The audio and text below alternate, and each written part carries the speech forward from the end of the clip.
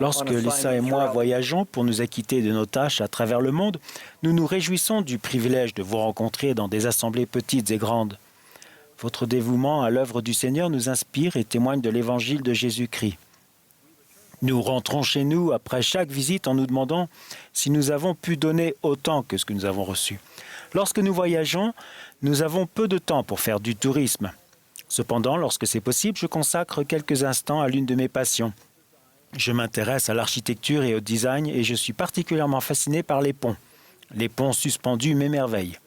Qu'il s'agisse du pont arc-en-ciel à Tokyo, du pont Tsingma à Hong Kong, du pont de la Tour à Londres ou d'autres encore, je m'émerveille devant l'excellence de l'ingénierie et de ces structures complexes. Les ponts nous emmènent dans des endroits où nous ne serions pas en mesure d'aller autrement. Avant de poursuivre, je note que depuis la préparation de ce message, un tragique accident de pont s'est produit à Baltimore. Nous pleurons la perte de ces personnes et offrons nos condoléances aux familles touchées. Récemment, une conférence m'a conduit en Californie où j'ai traversé une fois de plus l'emblématique Golden Gate Bridge, considérée comme une merveille d'ingénierie dans le monde. Cette structure monumentale associe une esthétique magnifique, un objet fonctionnel et une ingénierie magistrale. Il s'agit d'un pont suspendu classique avec des tours en forme de serre-livre soutenues par des piliers énormes. Les tours jumelles colossales et majestueuses qui portent le poids et s'élèvent au-dessus de l'océan étaient les premières à être construites. Ensemble, elles supportent la charge des câbles de suspension principaux et des câbles de suspension verticaux qui soutiennent la chaussée en dessous. La puissance de la tour, son extraordinaire capacité de stabilisation est la magie qui se cache derrière l'ingénierie du pont. Les premières images de la construction du pont témoignent de ce principe d'ingénierie. Chaque élément du pont est soutenu par les tours symétriques, toutes deux reliées entre elles de manière interdépendante.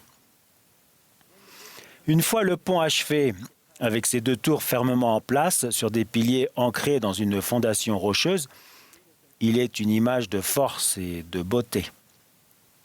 Aujourd'hui, je vous invite à regarder ce pont majestueux avec ses deux tours immenses construites sur des fondations solides à travers les jumelles de l'Évangile.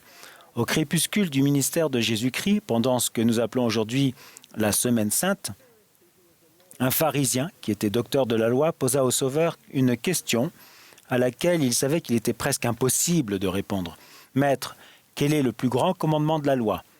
Le docteur de la loi, qui cherchait à l'éprouver et à obtenir une réponse légaliste, avec une intention apparemment malhonnête, a reçu une réponse authentique, sacrée et divine.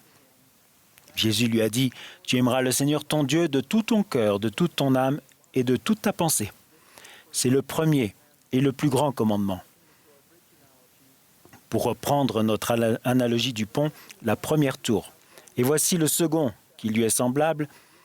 Tu aimeras ton prochain comme toi-même. La deuxième tour.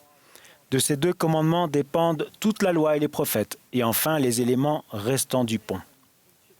Examinons chacun des deux grands commandements révélés et énoncés dans la réponse de Jésus-Christ. Laissez l'image du magnifique pont suspendu se dessiner dans votre esprit. Le premier commandement est d'aimer le Seigneur de tout notre cœur, de toute notre âme et de tout notre esprit. Par cette réponse, Jésus-Christ résume l'essence de la loi inscrite dans les enseignements sacrés de l'Ancien Testament.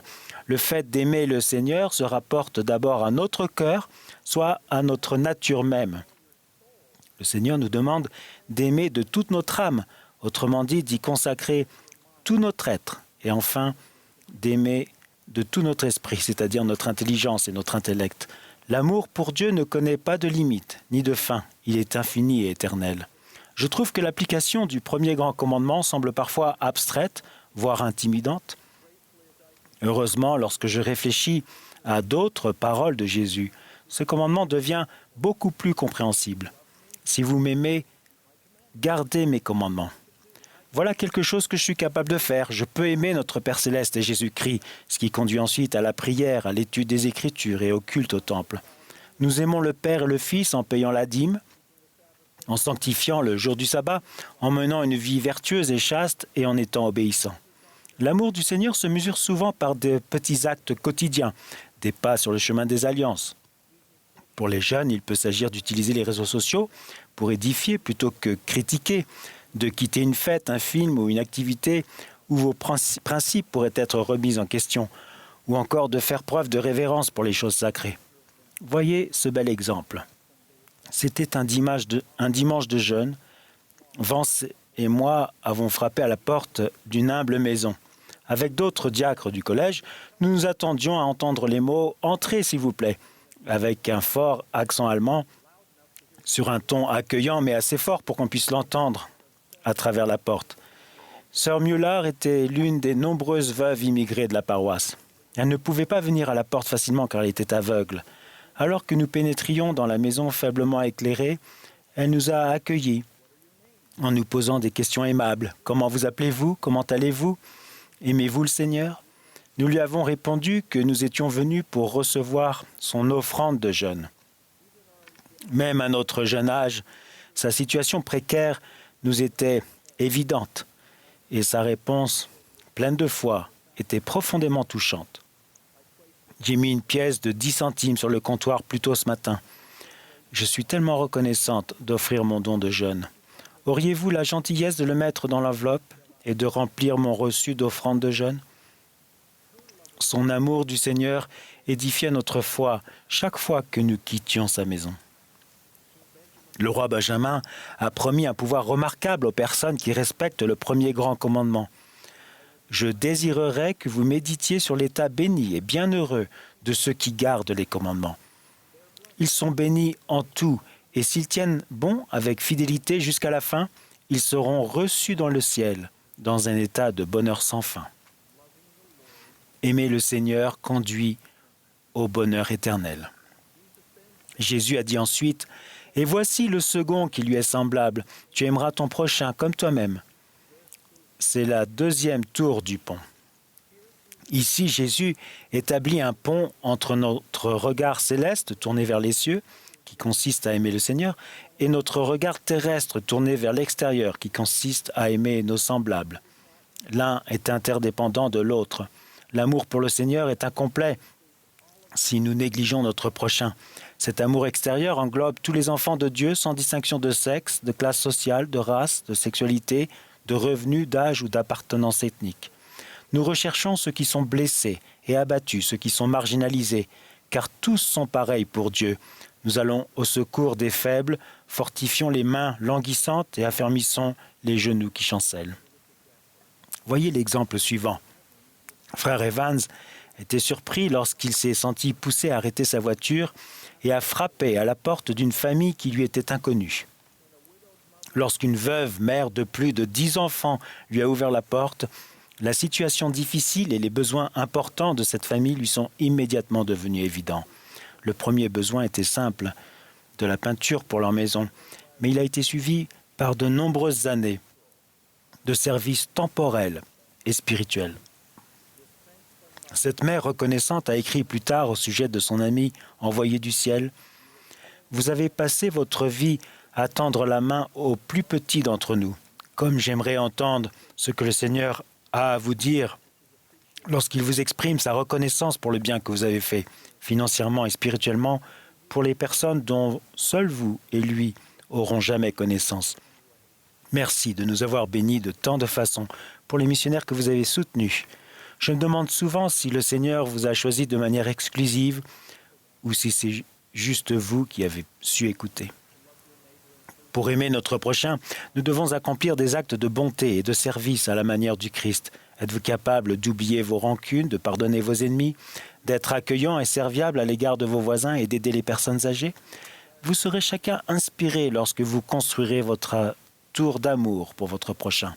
Le président Nelson a enseigné « Offrir notre aide, faire l'effort conscient de nous soucier d'autrui autant ou plus que de nous-mêmes, telle est notre joie.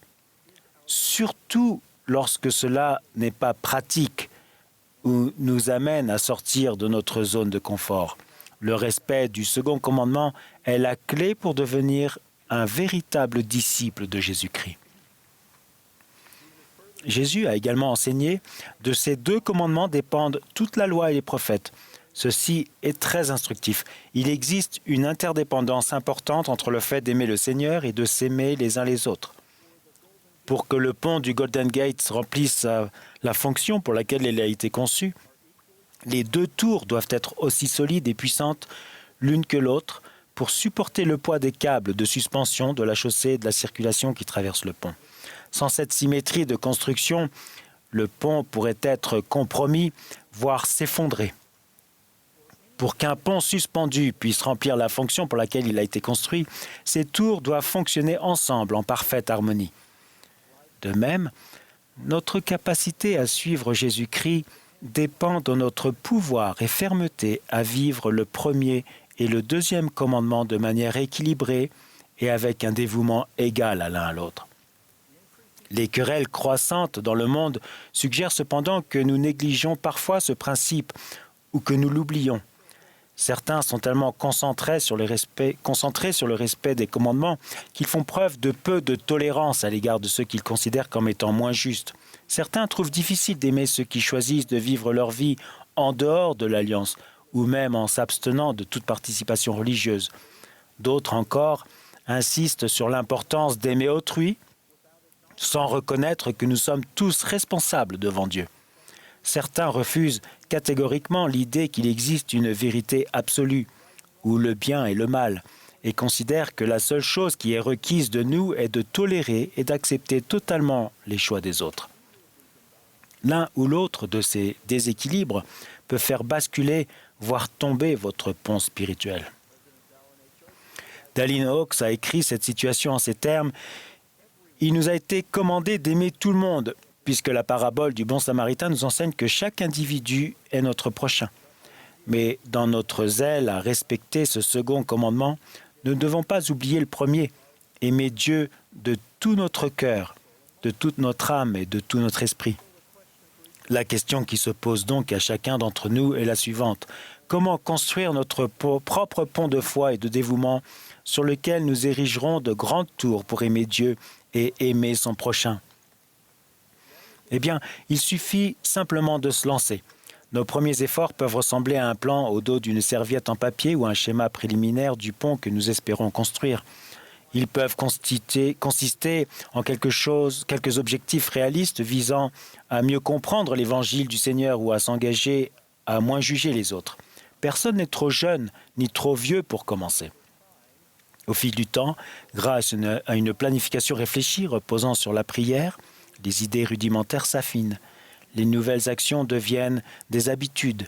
Les premiers brouillons se transforment en schémas peaufinés. Nous construisons notre pont spirituel personnel avec un cœur et un esprit dévoués à notre Père Céleste et à son Fils unique, ainsi qu'à nos frères et sœurs avec lesquels nous travaillons, jouons et vivons. Dans les jours à venir, lorsque vous passerez sur un majestueux pont suspendu, ou même lorsque vous en verrez une photo avec ses tours imposantes, je vous invite à vous souvenir des deux grands commandements décrits par Jésus-Christ dans le Nouveau Testament. Que les instructions du Seigneur nous inspirent, que notre cœur et notre esprit se tournent vers les cieux pour aimer le Seigneur et vers l'extérieur pour aimer notre prochain. Que cela renforce notre foi en Jésus-Christ et en son expiation dont je témoigne. Au nom de Jésus-Christ. Amen.